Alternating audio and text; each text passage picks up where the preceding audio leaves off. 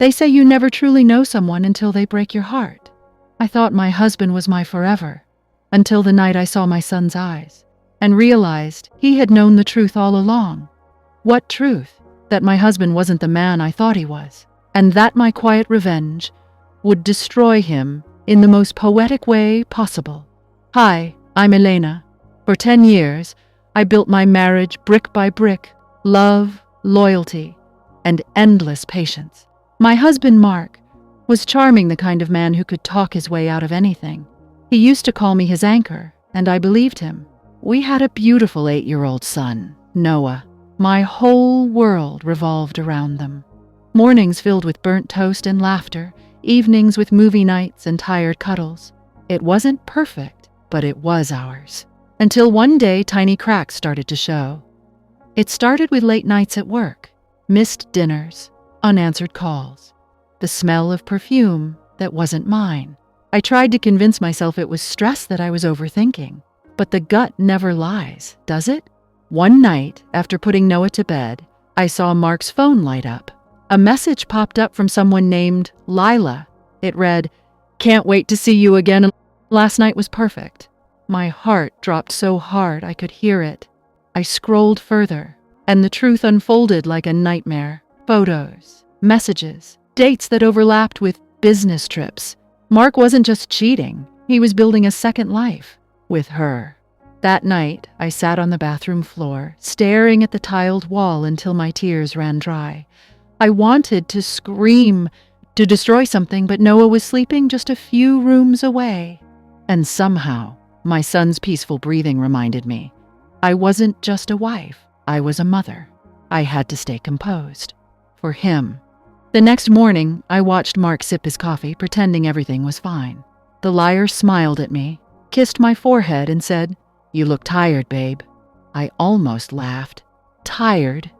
No, Mark, I was done. But I didn't confront him. Not yet. Because deep down, I wanted him to think he'd won.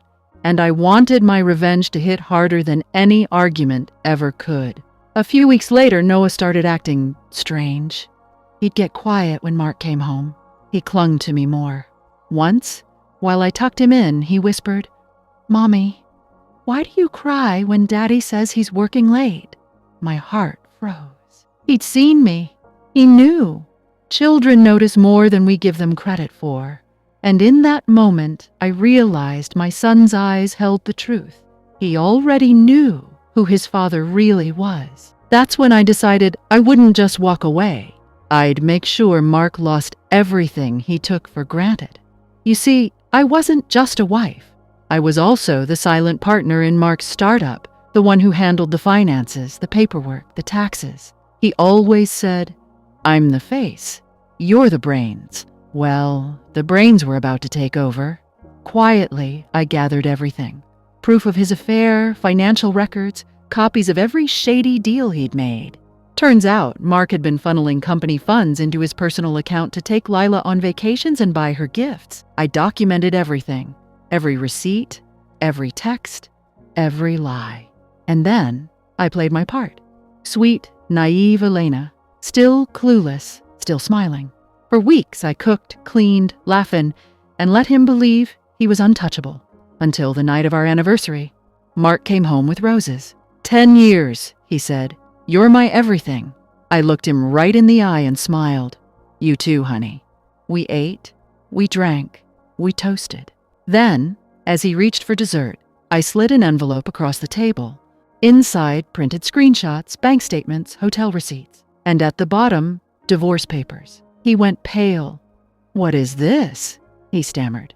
I leaned back, calm as ice. "It's your exit, Mark, and your last chance to walk away quietly." He exploded, shouting, denying, begging. But I'd already made sure everything was in motion.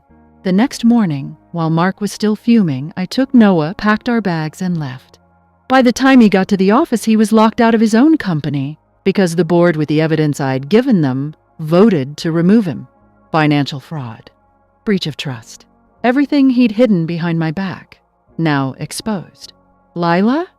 She vanished the moment his bank account froze. Turns out she liked luxury, not loyalty. And Mark? He lost the house, the business, and the only family that ever truly loved him.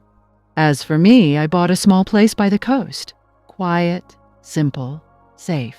And every evening when the sun sets, Noah and I sit on the porch sipping cocoa, laughing again. Sometimes revenge isn't loud. It doesn't need screaming or fire. It's quiet, controlled, like the sound of a door closing for the last time. Mark tried calling, apologizing. He even cried the same man who once told me I was too emotional, but I didn't answer because I'd already said everything I needed to. In the way I walked away, with my son's small hand in mine. If you've ever been betrayed, remember this: you don't need to burn bridges to win. Sometimes, all it takes is walking across them, head held high, while they collapse behind you. Noah once asked me, "Mommy, are we happy now?" I smiled. Yes, baby, we finally are. It's best served not in anger, but in peace when you've already moved on. Because nothing hurts a betrayer more than watching you thrive without them. If this story made your heart race or gave you chills, hit that like button. It really helps the channel. Tell me in the comments, would you have confronted him sooner? Or done what I did and let karma unfold?